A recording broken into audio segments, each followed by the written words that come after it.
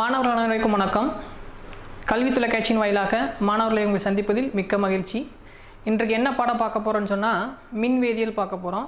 So நம்ம அன்றாட வாழ்வில் பார்த்திங்கன்னா நிறைய பொருள்கள் இருக்குது. அதில் ஒரு 3 பொருளை நம்ம எடுக்கிறோம். அந்த 3 பொருளில் பார்த்திங்கன்னா ஒன்று மின்கடத்தி, இன்னொன்று மின்கடத்தா பொருள், இன்னொன்று குறைக்கடத்தி. இந்த 3 விதமான பொருள் இருக்கும். இப்போ மின்கடத்து பொருள், அதாவது மின் ஆற்றலை ஒரு இடத்துலேருந்து இன்னொரு இடத்துக்கு கொண்டு போகணும்.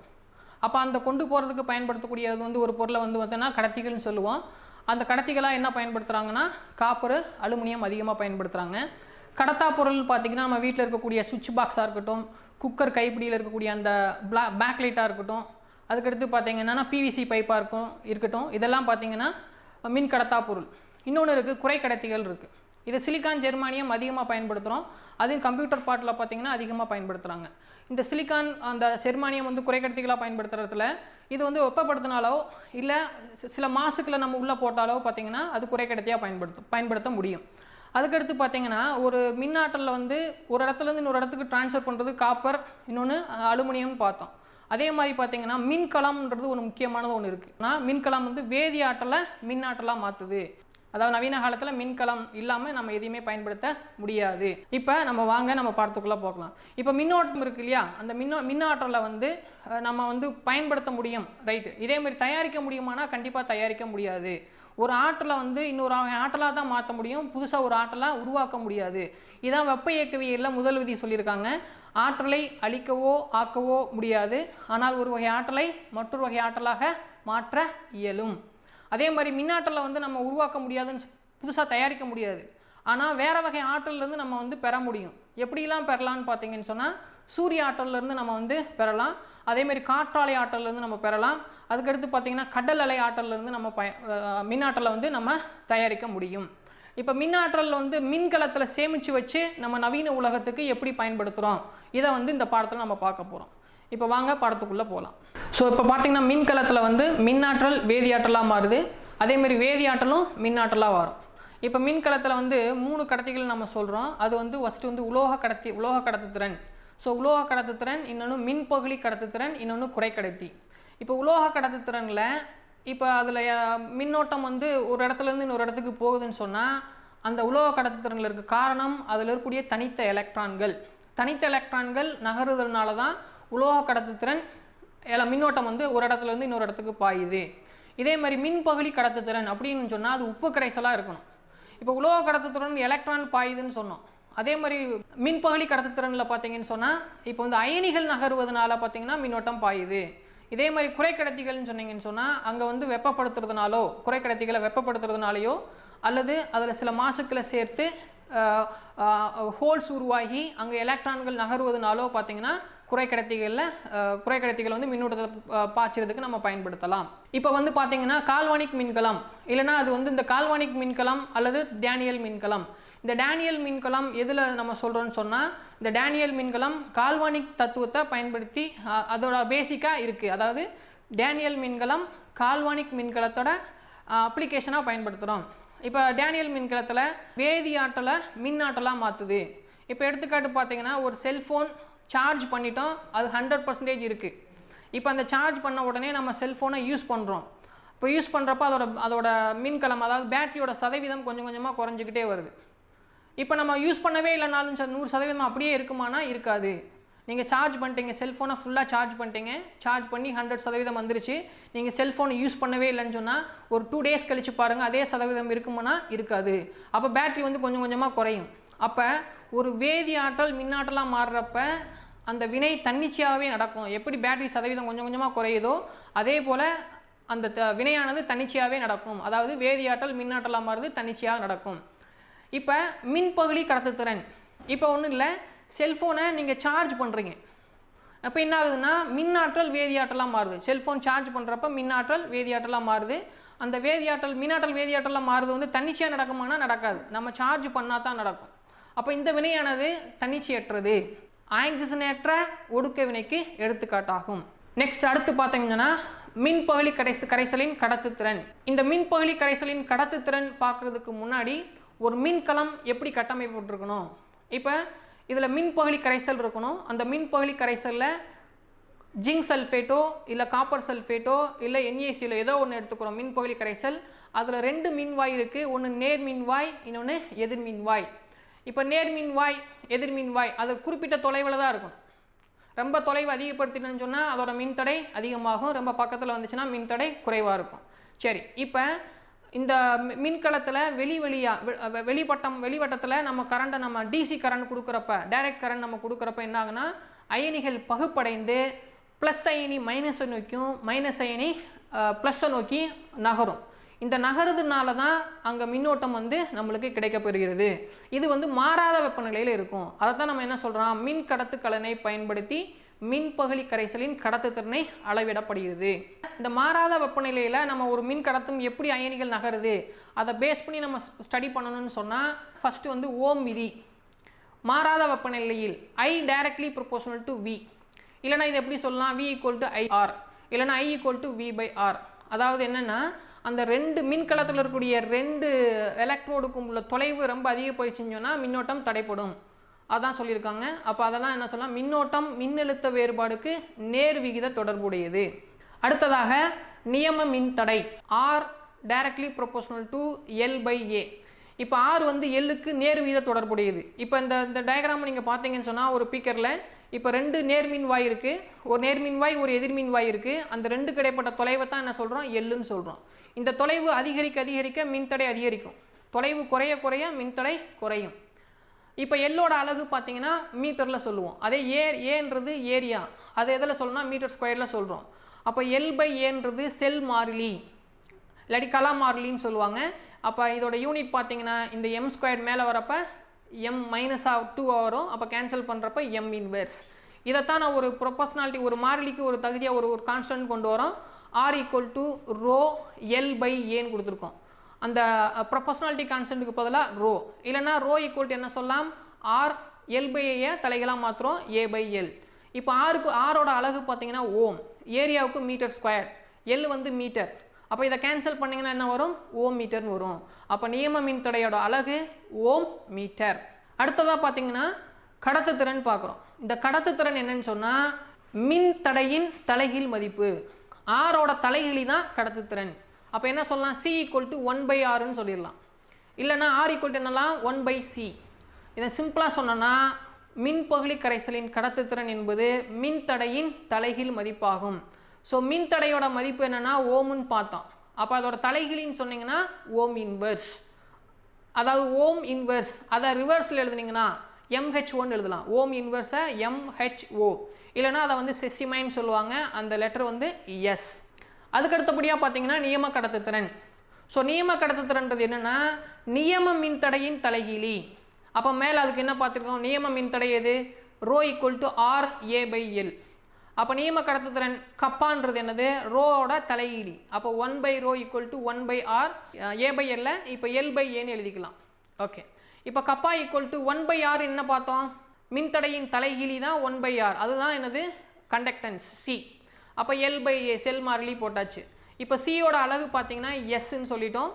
தென் L/Aன்றது மின்கல மாறிலி, அதை என்ன சொல்லணும்னா M இன்வெர்ஸ்ன்னு சொல்லுவோம். அப்போ இதை நியமம் கடத்துத்திறனோட அலகு S M இன்வெர்ஸ். அடுத்தபடியாக மோலார் கடத்துத்திறன் டெல்டா M. இப்போ ஒரு பீக்கர் 1 லிட்டர் கரைச்சாச்சு. இதில் 1 மோல் ஆஃப் த சப்ஸ்டன்ஸ் நீங்கள் கரைச்சிருக்கீங்க, அவ்வளோதான். இதை மட்டும் தெரிஞ்சால் மட்டும் போதும். அதான் என்ன சொல்லியிருக்காங்கன்னா 1 மோல் மின்பகுளியை கொண்டுள்ள Vm³ கன அளவை உடைய கரைசலின் கடத்துத்திறன், அதுதான் நம்ம சொல்லணும்னா மோலார் கடத்துத்திறன் சொல்கிறோம். இதோட ஃபார்முலா பார்த்தீங்கன்னா கப்பா இன்ட்டு 10⁻³ இதோட யூனிட் பார்த்தீங்கன்னா S mole inverse metre square. அடுத்ததாக சமான கடத்துத்திறன். இப்போ சமான கடத்துத்திறன் பார்த்தீங்கன்னா அங்கே மோலார் கடத்துத்திறனுக்கு 1 மோல்னு சொன்னோம், இங்கே சமான கடத்துத்திறனுக்கு 1 கிராம். அப்போ ஒன்றும் இல்லை, ஒரே லிட்டரில் அங்கே 1 மோல் கரைஞ்சிருக்கு, இது 1 கிராம் கரைஞ்சிருக்கு, அவ்வளோதான். இப்போ இது என்ன டெஃபினிஷனாக சொல்லலாம், 1 கிராம் சமான எடை மின்பகுளியை கொண்டுள்ள Vm³ கன அளவையுடைய கரைசலின் கடத்துத்திறன் சமான கடத்துத்திறன். என்ன formula, del equal to kappa into 10⁻³ S metre square gram சமானம் இன்வெர்ஸ். நீராற்பு வைக்கும்போது நியம கடத்துத்திறன் வந்து குறையுது, ஆனால் மோலார் கடத்துத்திறன் அதிகரிக்குது, அதேமாதிரி சமான கடத்துத்திறன் அதிகரிக்குது. இது ரொம்ப முக்கியமானது. ஏன் நியம கடத்துத்திறன் குறையுது, இதை வந்து நம்ம எக்ஸ்பிளனேஷனாக பார்க்கலாம். இப்போ ஃபார் எக்ஸாம்பிள் இது வந்து கப்பா, அந்த கப்பா இதில் 2 மின்வாய் இருக்குது, ஒன்று நேர் மின்வாய் இன்னொன்று எதிர் மின்வாய், 1 லிட்டரில் இருக்குது. இப்போ இதோட நியம கடத்துத்திறன் எப்போ பார்ப்போம்னா 1 cc தான் நம்ம சொல்லுவோம், 1 cc சொல்லுவோம். இப்போ இந்த 1 லிட்டரை வந்து நம்ம 10 லிட்டருக்கு மாற்றுறப்ப என்ன ஆகுதுன்னு சொன்னால் அந்த 1 cc பார்த்தீங்கன்னா அயனிகளின் எண்ணிக்கை குறைவாகிடுது. இப்போ அயனிகள் எண்ணிக்கை குறைஞ்சிச்சுன்னு சொன்னால் அதோட கடத்துத்திறன் என்ன ஆகும்னா குறையும். இங்கே 1 cc அயனிகள் எண்ணிக்கை அதிகமாக இருக்குது, அதே 10 லிட்டருக்கு மாத்திரப்ப அதே 1 cc தான் பார்க்கணும், நம்ம ஃபுல்லாக பார்க்கக்கூடாது. 1 cc ஏன்னா நியம கடத்துத்திறன் டெஃபினிஷன் அதான் 1 cc பார்த்தீங்கன்னா அயனிகள் எண்ணிக்கை ரொம்ப குறைவாக இருக்குது, அதனால் இதோட கடத்துத்திறனும் குறையும். இப்போ இதே கான்செப்ட் நம்ம மோலார் கடத்துத்திறனுக்கு பார்க்கலாம். அதே 1 லிட்டர் இப்போ 1 மோல் போட்டிருக்கோம், அப்போ அது மோலார் கடத்துத்திறன் 1 மோல். ஓகே, இப்போ 1 மோலில் இருக்கிறப்ப அந்த அயனிகள் வந்து மிக பக்கத்தில் இருக்கும், மிக நெருக்கமாக இருக்கும். இப்போ இங்கே இருக்க ப்ளஸ், இங்கே ப்ளஸ், இங்கே மைனஸ் ப்ளஸ் எல்லாமே நெருக்கமாக இருக்குது. இப்போ நம்ம டிசி கரண்ட் அப்ளை பண்ணணும்னு சொன்னால் இந்த அயனிகள் இப்போ ப்ளஸ் வந்து மைனஸை நோக்கி மைனஸ் ப்ளஸ்ஸை நோக்கி மூவ் ஆகணும். இப்படி மூவ் ஆகுன்னு சொன்னால் அயனிகள் நெருக்கமாக இருக்கிறப்ப இந்த 2 அயனிகளுக்கு இடையே உள்ள கவர்ச்சி விசை அதிகமாக இருக்கும். அப்போ கவர்ச்சி விசைகள் அதிகமாக இருக்கிறப்ப அந்த அயனிகள் எளிதாக அங்கே மூவ் ஆக முடியாது. அப்போ எளிதாக மூவ் ஆக முடியலன்னு சொன்னால் அப்போ பார்த்தீங்கன்னா இதில் வந்து கடத்துத்திறன் கொஞ்சமாக அதிகமாக இருக்கா, செறிவு அதிகமாக இருக்கிறப்ப குறைவாக இருக்கும். இப்போ இதவே வந்து 10 லிட்டருக்கு நம்ம மாற்றிட்டோம். 10 லிட்டருக்கு மாற்றினோடனே என்ன ஆகுதுன்னா இந்த அயனிகள் நீரார் அதுக்கு டைலூஷன் பண்ண உடனே அயனிகள் ரொம்ப தள்ளி போயிடும். இப்போ தள்ளி போனவுடனே என்ன ஆகுன்னு சொன்னால் இந்த அயனிகள் எளிமையாக அந்த ப்ளஸ் மைனஸை நோக்கியும் மைனஸ் இந்த ப்ளஸை நோக்கியும் எளிமையாக இந்த பக்கம் அந்த பக்கம் மூவ் ஆகும். அப்போ அயனிகள் வேகமாக மூவ் ஆகிறதுனால அதோட கடத்துத்திறன் அதிகமாகும். இங்கே மோலார் கடத்துத்திறன் செறிவு அதிகமாக இருக்கிறப்ப, அதாவது 1 லிட்டரில் இருக்கிறப்ப அயனிகள் நெருக்கமாக இருக்கிறதுனால கவர்ச்சி விசை அதிகமாக இருக்கும், அதனால் ஈஸியாக எளிதாக அங்கே நகர முடியாது. அதனால் இதோட மின்னோட்டம் வந்து பார்த்திங்கன்னா குறைவாக இருக்கும். அதே இந்த பக்கம் டைலூஷன் பண்ணிட்டீங்கன்னு சொன்னால் அயனிகள் எளிதாக அந்த பக்கம் இந்த பக்கம் மூவ் ஆகும். அப்படின்றப்ப அங்கே அயனிகள் எளிதாக மூவ் ஆச்சுன்னா மின்னோட்டம் வந்து அதிகரிக்கும். ஸோ இதவே தான் நம்ம என்ன சொல்லப்போ இதே கான்செப்ட் தான் நம்ம வந்து சமான கடத்துத்திறனுக்கு பார்க்குறோம். அதே சமான கடத்துத்திறனில் இங்கே எத்தனை கிராம் இருக்குன்னா 1 கிராம் இருக்கும், 1 கிராம். இப்போ இங்கே 1 கிராமில் 1 லிட்டரில் பார்த்தீங்கன்னு சொன்னால் அயனிகள் எண்ணிக்கை வந்து பக்கத்தில் இருக்கும், நிறைய அயனிகள் இருக்கும், அந்த அயனிகள் மிக நெருக்கமாக இருக்கும். அப்போ அந்த அயனிகளுக்கு இடையே உள்ள கவர்ச்சி விசை அதிகமாக இருக்கும். அப்போ கவர்ச்சி விசை அதிகமாக இருக்கிறதுனால அந்த அயனிகள் அங்கிட்டு இங்கிட்டு எளிதாக மூவ் ஆக முடியாது. அப்போ மின்னூட்டம் வந்து தடைபெறும். அதே வந்து டைலூட் பண்ணிட்டீங்க, அதிகமாக நீரார் பகுத்தாச்சு, 10 லிட்டருக்கு நீரார் பகுத்துட்டீங்க. ஸோ 10 லிட்டருக்கு நீரார் பகுறப்ப அந்த அயனிகள் ரொம்ப தூரமாக போயிடும். அப்போ இங்கே இருக்க ஒரு ப்ளஸ் அயனின்னு சொன்னால் மைனஸ் அயனி 2 அயனிக்குடைய கவர்ச்சி விசை ரொம்ப குறைஞ்சி போயிடும். அப்போ எளிதாக அந்த பக்கம் இந்த பக்கம் அயனிகள் மூவ் ஆகிறதுனால நியம கடத்துத்திறன் டைலூட் பண்ணிங்கன்னா குறையும், மோலார் கடத்துத்திறன் டைலூட் பண்ணிங்கன்னா அதிகரிக்கும், அதே மாதிரி சமான கடத்துத்திறன் டைலூட் பண்ணிங்கன்னா அதிகரிக்கும். அடுத்ததாக மின்பகுதி கடத்துத்திறனை பாதிக்கும் காரணிகளை பற்றி நம்ம பார்க்க போகிறோம். இதில் ஃபஸ்ட்டு பார்த்தீங்கன்னா மின்காப்பு மாறிலி அதிகமாக இருந்துச்சுன்னா, அதாவது டயலெக்ட்ரிக் கான்ஸ்டன்ட் வேல்யூ அதிகமாக இருந்துச்சுன்னா கடத்துத்திறன் அதிகமாக இருக்கும். இப்போ ஃபார் எக்ஸாம்பிள் வாட்டருக்கு பார்த்தீங்கன்னா டயலெக்ட்ரிக் கான்ஸ்டன்ட் அதாவது மின்காப்பு மாறிலி அதிகமாக இருக்கும். இதே சல்ஃபரிக் அமிலத்துக்கு குறைவாக இருக்கும். இதே ஹெக்சேன் எடுத்திங்கன்னா இன்னும் குறைவாக இருக்கும். இப்படி ஒவ்வொரு கரைசலுக்கும் பார்த்தீங்கன்னா டயலெக்ட்ரிக் கான்ஸ்டன்ட் மதிப்பு மாறுறப்ப கடத்துத்திறன் அதிகமாக இருக்கும். இன்னொன்று பார்த்தீங்கன்னா ரெண்டாவது என்னது வந்து பாதிக்கும்னு சொன்னீங்கன்னா கடத்துத்திறன் மதிப்பு ஊடகத்தின் பாகுநிலைத்தன்மைக்கு எதிர் விகிதத்தில் இருக்கும். அதாவது பாகுநிலைத்தன்மை குறையும் போது கடத்துத்திறன் அதிகரிக்கிறது. ஒரு எக்ஸாம்பிள் சொல்கிறேன். இப்போ நம்ம வந்து தாராளமாக நம்ம வெளியே நடந்து போகிறோம்னு வச்சுக்கோங்களேன், ஒரு சாதாரண ஒரு இதில் நடந்து போகிறோம், வேகமாக நடக்க முடியும். அதே தண்ணிக்குள்ளே நடக்க முடியுமான்னு சொன்னால் கொஞ்சம் கஷ்டம். அதே செகதியாக இருக்கக்கூடிய ஒரு தண்ணிக்குள்ளே நடக்க முடியுமானா இன்னும் கொஞ்சம் கஷ்டம். இப்போ எதில் வேகமாக நடக்க முடியும்னு சொன்னால் சாதாரண தரையில் வேகமாக நடக்க முடியும், அதே தண்ணிக்குள்ளேனா கொஞ்சம் கஷ்டம். அதே மாதிரி பார்த்திங்கன்னா சேராக இருக்கக்கூடிய தண்ணிக்குள்ளே நடக்கணும்னா இன்னும் கொஞ்சம் கஷ்டம். அதே மாதிரி தான் அயனிகள். இப்போ வெறுமனே அந்த பாகுநிலைத்தன்மைக்கு ரொம்ப குறைவாக இருந்துச்சுன்னா அந்த அயனிகள் மூவ்மெண்ட் வந்து பார்த்திங்கன்னா ரொம்ப வேகமாக இருக்கும். அப்போ அயனிகள் வேகமாக நகர்ந்துச்சுன்னு சொன்னால் பாகுநிலைத்தன்மை குறைவாக இருக்கணும். இப்போ பாகுநிலைத்தன்மை அதிகமாக இருக்குது, இப்போ சேர் தண்ணி மாதிரி இருக்கக்கூட நம்ம நடக்க முடியலையா, அதே மாதிரி பாகுநிலைத்தன்மை அதிகமாக இருந்துச்சுன்னா 2 அயனிகளும் அதை எதிரெதிர் மின்சுமைக்கு போக முடியுமானா போக முடியாது, அதாவது வேகமாக நகர்ந்து போகாது. அப்போ பாகுநிலைத்தன்மை அதிகமாக இருந்துச்சுன்னா அதோட கடத்துத்திறன் குறைவாக இருக்கும். ஸோ பாகுநிலைத்தன்மை குறையும் போது அதோட கடத்துத்திறன் அதிகம். அதுக்கடுத்து வெப்பநிலையை அதிகரிக்கும் போது அதோட கடத்துத்திறன் அதிகமாகுது. என்ன காரணம்னு பார்த்தீங்கன்னா இப்போ வெப்பநிலையை அதிகப்படுத்துனீங்கன்னா அந்த அயனிகளோட வேகம் நகர்தல் வேகம் அதிகரிக்கும். அதே மாதிரி அயனிகள் வெப்பப்படுத்துகிறப்ப அயனிகள் அதிக அளவு கரையும், அந்த அயனிகள் வந்து வேகமாக மூவ்மெண்ட் இருக்கிறதுனால வேகமாக நகரும். அப்போ வேகமாக நகர்றத பார்த்தீங்கன்னு சொன்னால் ஆட்டோமேட்டிக்காக பார்த்தீங்கன்னா மின் கடத்துத்திறன் அதிகமாக இருக்கும். அதுக்கடுத்து பார்த்தீங்கன்னா மின்பகுதி கடத்துத்திறனை பாதிக்கும் காரணிகளில் இப்போ ஃபார் எக்ஸாம்பிள் 2 அயனிகள் இருக்குது, இங்கே ஒரு அயனி இருக்குது, இங்கே ஒரு அயனி இருக்குது. இந்த 2 அயனிக்கிடையே பார்த்தீங்கன்னா இடையீடுகள் அதிகமாக இருந்துச்சுன்னு சொன்னால் இந்த மைனஸ் அயனி இந்த ப்ளஸுக்கோ இந்த ப்ளஸ் அயனி இந்த மைனஸுக்கோ பார்த்தீங்கன்னா நகர்தல் வேகம் குறையும். அப்போ பார்த்தீங்கன்னா அயனிகளோட இடையீடுகள் அதிகமாக இருந்துச்சுன்னா அதோட கடத்துத்திறன் குறையும். ரெண்டாவது இது வெப்பநிலைப்படுத்துகிறோம். இப்போ இது வெப்பப்படுத்துகிறப்ப இப்போ இது 25 டிகிரி செல்சியஸ் இருக்கிறப்ப இதோட 25 டிகிரி செல்சியஸ் இருக்கிறப்ப இதோட கடத்துத்திறன் ஒரு மாதிரி இருக்கும். இப்போ இதை வந்து நான் ஒரு 70 டிகிரி செல்சியஸ்க்கு நான் வெப்பப்படுத்திட்டேன். இப்போ என்ன ஆகுனா இந்த அயனிகள் வந்து அதிகமாக வெப்பப்படுத்தினா அதிகமாக நகர ஆரம்பிக்கும். அப்போ மூவ் ஆகிற பார்த்தீங்கன்னா அதிக வெப்பநிலை வெப்பப்படுத்துகிறப்ப என்ன ஆகுனா இந்த அயனிகளோட நகர்தல் அதிகமாக இருக்கிறதுனால இது அந்த பக்கம் ஆப்போசிட் மூவ் ஆகிறதுனால இதோட கடத்துத்திறன் அதிகரிக்கும். அடுத்ததாக வீன்ஸ்டோன் சமணச்சுற்று.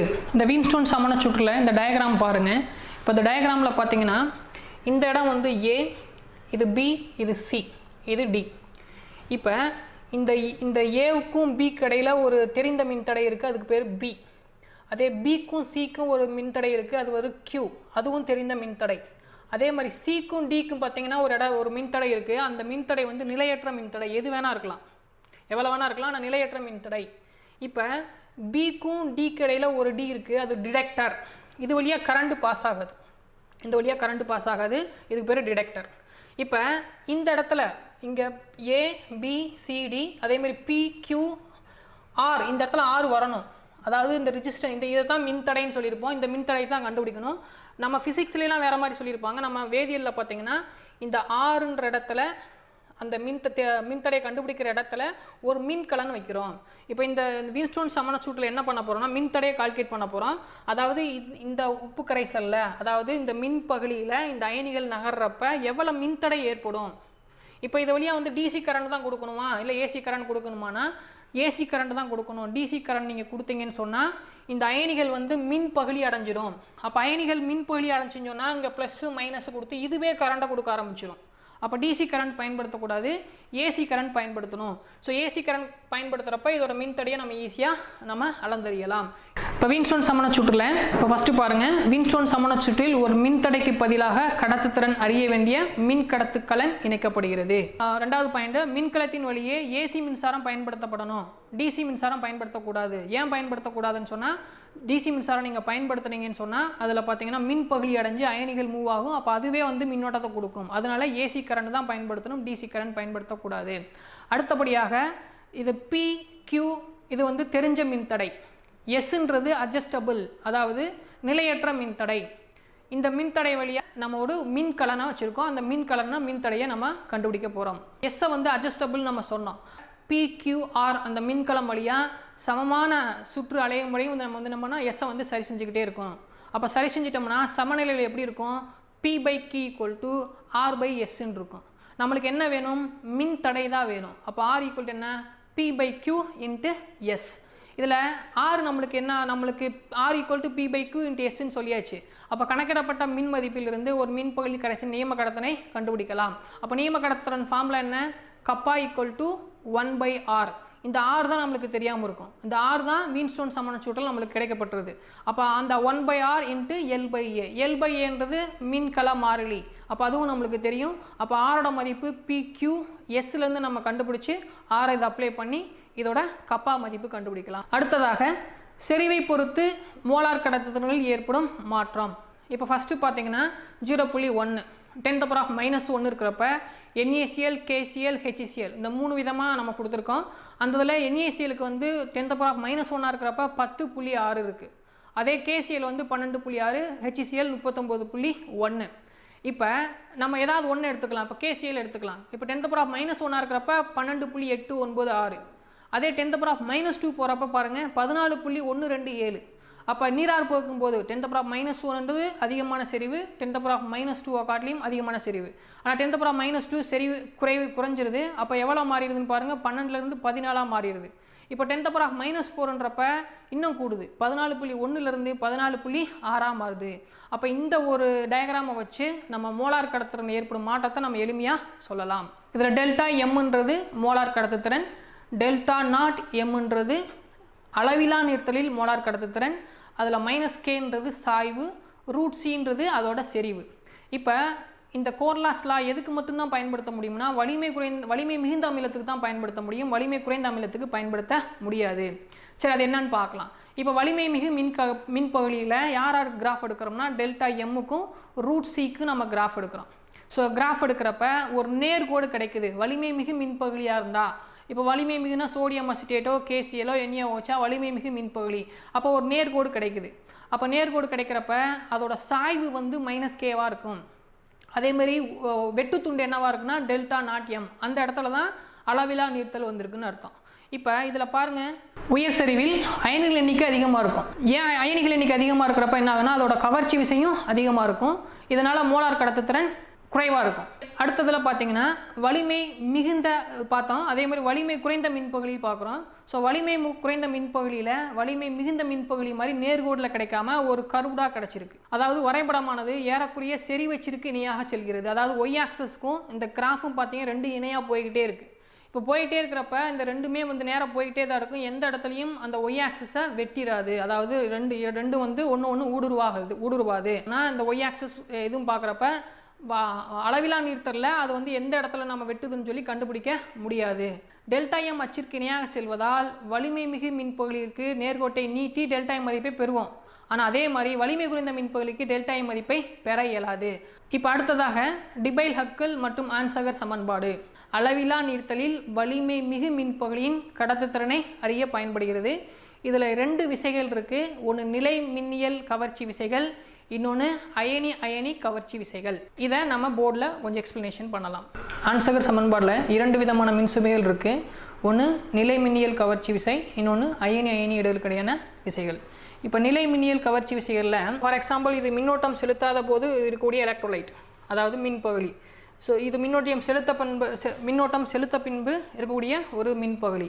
இப்போ மின்னோட்டம் செலுத்தாததுக்கு முன்னாடி பார்த்தீங்கன்னா இது மைய உலோக அயனி, இது சால்வேட்டட் அயனி. இப்போ மின்னோட்டம் செலுத்தலைன்னு சொன்னிங்கன்னா இந்த மைய உலோக அயனிக்கும் இதோட சால்வேட் அயனும் பக்கத்தில் இருக்கும், எந்த நகர்தலும் இருக்காது. இப்போ மின்னோட்டம் செலுத்தின உடனே என்ன ஆகுதுன்னு சொன்னால் இப்போ இந்த மைய உலோக அயனி நெகட்டிவ் சைடு இந்த பக்கம் மூவ் ஆகும், இப்படி மூவ் ஆகும். அதே அதை மைய உலோக அயனி சுற்றிருக்கக்கூடிய சால்வேட் அயனி பார்த்தீங்கன்னா நெகட்டிவாக இருக்குது, அது எங்கே மூவ் ஆகுன்னு சொன்னால் ப்ளஸுக்கு மூவ் ஆகும். அப்போ இது இந்த பக்கம் இழுக்கும், அந்த மைனஸ் அந்த பக்கம் இழுக்கும். அப்போ ரெண்டும் இந்த குறைந்த செறிவில் அதிக செறிவில் பார்த்தீங்கன்னா இந்த பக்கம் அந்த பக்கம் இருக்கிறதுனால என்ன ஆகுன்னு சொன்னால் இதோட நகர்தல் வந்து ரொம்ப தடைப்படும். அடுத்ததாக 2வது விளைவு பார்த்தீங்கன்னா அயனி இடையிடுதலின் விளைவு. அதே செட்டப் தான், ஒரு மின்கலம் செட்டப். இந்த மாதிரி மின்கலம் இருக்குது. இப்போ இது வந்து அதிகமான செறிவு, அங்கே குறைந்த செறிவு பார்த்தோம், இங்கே அதிகமான செறிவு, அதிக செறிவில். ஸோ அதிக செறிவுனா அதிகமாக செறிவுன்றது அதிகமாக டைலூட் பண்ணிட்டோம், அதிக டைலூட் பண்ணியாச்சு. இப்போ பார்த்தீங்கன்னு சொன்னால் இப்போ இங்கே ஒரு மைய உலோக அயனி இருக்குது, அதாவது ஒரு மைய அயனி. இது வந்து சால்வேட்டட் அயனின்னு சொல்லுவோம், சால்வேட்டட். இது மைய அயனி, இது சால்வேட்டட் அயனி. இந்த ரெண்டுக்கு உள்ள அதிகமாக நீராற்பு வைக்கும்போது பார்த்தீங்கன்னா அங்கே குறைந்த செறிவு இருந்துச்சு, இங்கே அதிக செறிவுன்றது அதிக நீராற்பு வைத்துட்டிங்க. இப்போ அதிக நீராற்பு வைத்துட்டு பார்த்தீங்கன்னு சொன்னால் இந்த இடத்துல இந்த மைய உலோக அயனிக்கும் இது சால்வேட்டட் இல்லாட்டி ரெஃபரன்ஸ்னு சொல்லுவாங்க. ஸோ சால்வேட்டட் அயனி இல்லாட்டி மைய இந்த ரெண்டுக்கு உள்ள தொலைவு வந்து ரொம்ப தூரம் போயிடுது. ரொம்ப தூரம் போகிறப்ப என்ன ஆகுன்னு சொன்னால் அங்கே வந்து பார்த்திங்கன்னா இந்த அயனியும் எந்தவித கவர்ச்சி விசையிலையும் ஈடுபடாது. டிசி கரண்ட் நம்ம கொடுக்குறப்ப என்ன ஆகுனா இந்த ப்ளஸ் அயனி இந்த பக்கம் மூவ் ஆகும், அதே மாதிரி மைனஸ் அயனி அந்த பக்கம் மூவ் ஆகும். அப்போ பார்த்தீங்கன்னா அந்த அயனிகள் மூவ் ஆகிறதுல எந்த விதமும் தடைப்படாது. அப்போ இதோட மோலார் கடத்துத்திறன் அதிகமாகும். இதனால தான் நம்ம என்ன சொல்கிறோம்னா அளவிலா நீர்த்தலில் மைய அயனிக்கும் அந்த சால்வேட்டட் அயனிக்கும் உள்ள தொலைவு அதிகரிப்பதனால் மைய அயனி எளிதாக நகர்கிறது. மைய அயனி மட்டும் கிடையாது, சால்வேட்டட் அயனியும் அந்த பக்கம் மூவ் ஆகும், இதுவும் இந்த பக்கம் ஈஸியாக மூவ் ஆகும். அப்போ மோலார் கடத்துத்திறன் அதிகரிக்கும். இதைத்தான் டிபைல் ஹக்கில் ஆன்சகர் சமன்பாடில் இதை எக்ஸ்பிளைன் பண்ணுறாங்க. இந்த டிபைல் ஹக்கில் ஆன்சகர் சமன்பாடில் எதை மட்டும்தான் பயன்படுத்த முடியும்னா யூனி, அதாவது NaClனா Na+Cl- இருக்கும். ஸோ அந்த மாதிரி இருக்கக்கூடிய ஒரு இதைத்தான் நம்ம பயன்படுத்துகிறோம்.